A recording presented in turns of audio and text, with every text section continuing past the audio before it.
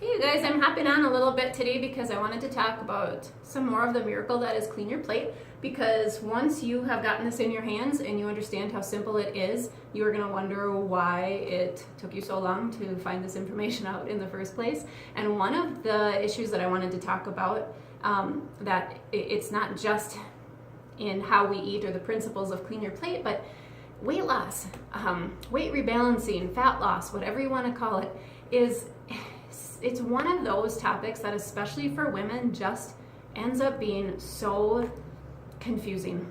There's so many other little things in the way. We've got hormones and we've got all kinds of emotional things that we're dealing with too, and the reasons why we eat and the concepts why we eat.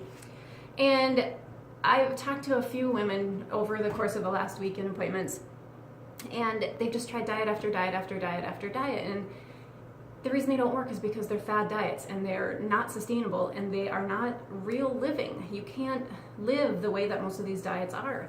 But what I teach in Clean Your Plate is basic foundational truths about the functions of foods and what they do in your body.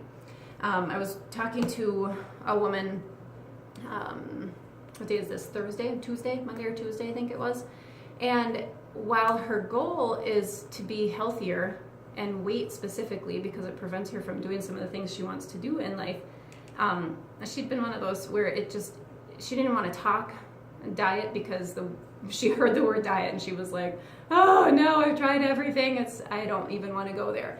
And so we didn't. I just taught her the principles of what is in Clean Your Plate, and I did a food function chart on her. And you can get these on Drfoodie.live. Just type in food function chart. They do come laminated like that, but this is the one that has all of the lists of what the functions of the foods are. But that's not what I'm going to talk about in this video. I wanted to show you, I have a blank one that I chart with people to kind of get an idea of why this matters. And so when we were talking about her for weight loss, this is what her chart looks like, okay? So she was just telling me what she was eating, and I was just charting it according to functions of the foods. And so for breakfast, she had a piece of toast and then she had some cream of wheat.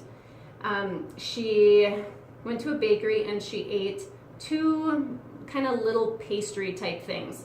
And let's see, for supper she said, or for lunch she said she had chicken, and what did she have to go with it? She had, I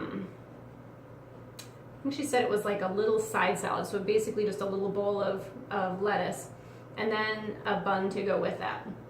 And then for supper, well, for snacks she had a little bit of an egg, and then she had some chips. And then for supper she had a burger, but with no bun, and then she had some French fries, and then she had a piece of cake after that. So she didn't have a lot of foods necessarily, like, you know, she had the cake and the pastry, but she didn't have a lot of, you know, candies and pops and things throughout the day. And this is a pretty typical day for her. And what I wanted to point out to her is where she was getting the majority of her food nourishment was from the congester category. There was 1, 2, 3, 4, 5, 6, 7, 8 from the congester category. There's 3 from the builder category. If you add those acidic foods together, 8, 9, 10, 11, that means she would need 22 of the eliminators just to balance out the acidity that comes from eating these functions of foods. And she only had 1 eliminator to balance that out.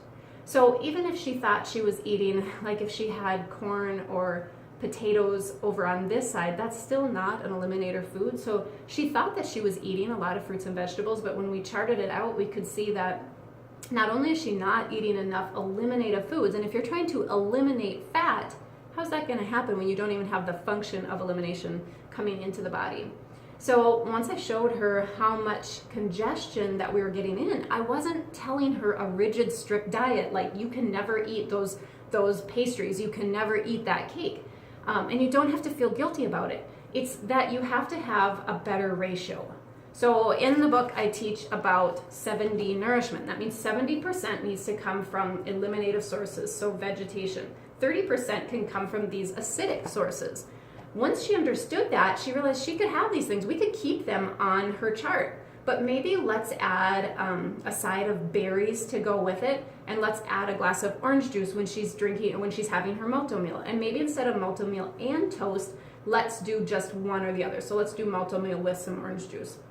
She can have her chicken and her bun, but let's amp that salad up and let's add 2 or 3 more vegetables to that salad. When she's doing her snack, then instead of having another congester food or another builder food, let's get some protein from the eliminator category, and let's have maybe a piece of fruit. Maybe this is a good time to grab an apple. So you can see how things get much more balanced, and she's still able to have her cake, she's still able to have her pastries. It's just that she's doing it at a much more balanced ratio. What was interesting is I showed this exact plan to somebody a few months back, and it made so much sense that they lost 15 pounds of water weight just in the first 2 weeks of doing this, and then a handful of pounds throughout the next month. And we hadn't even started on my weight rebalancing program at that point. This was just in balancing her food functions. So if that interests you, if you want to hear more about that, like I said, go to Drfoodie.live. You can hop on and order yourself a set of these food charts. There is a YouTube video on my Amanda Plevel YouTube channel where you can look at how I chart the food functions. And then definitely go on and order the Clean Your Plate book. So there'll be a link below where you can access that. So, all right, guys, good luck. I'll talk to you soon.